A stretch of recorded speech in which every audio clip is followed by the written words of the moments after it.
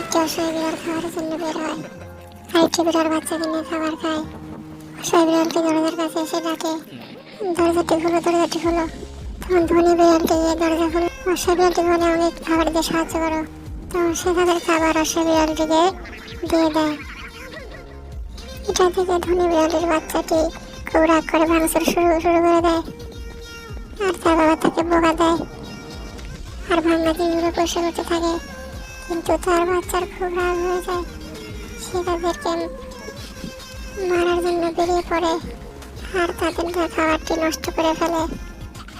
তারপর দেখে তারা খুব অসহায়, তার খুব মায়া হয়, সেও কাঁদতে থাকে আর বলে, আমি কি ভুল করলাম।